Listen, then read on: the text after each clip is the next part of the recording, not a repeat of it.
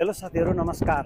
यति बेला म तपाईहरुलाई वान अफ द बेस्ट लोकेसनमा तपाईहरुलाई ल्याउन चाहन्छु। यो हो कियामा।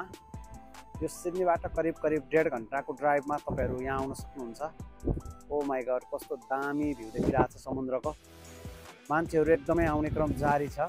यहाँनेर चाहिँ एकदमै यहाँको मेन भनेको यहाँ अलिकति पर तपाईलाई फेरि देखाउने छु। त्यो दुईटा ढुङ्गाहरुको चट्टानको बीचबाट चाहिँ पानीको फोहरा माथि निस्किन्छ समुद्रको।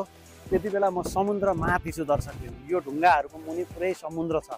यहाँबाट तल चाहिँ तपाईहरु नजानु होला किनकि अलिकति रिस्की जोन हो यो ब्याक अफ द स्टोन। हेर्नुस्, म तपाईहरुलाई एउटा सुझाव पनि दिन चाहन्छु कि यहाँ अलिकति पनि केही भइहाल्यो भने लाइफ सकिन सक्छ। त्यसैले तपाईहरुले धेरै ठुलो रिस्क नलिनु होला।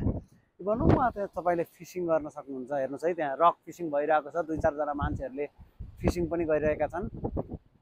तपाईहरु यदि फिशिङै गर्नुहुन्छ भने पनि कृपया लाइफ ज्याकेट लगाएर मात्र स्टोनमा आएर यो रकमा आएर रक फिशिङ गर्नु होला। हेर्नुस्, मान्छेहरु एकदमै आइरहेका छन्।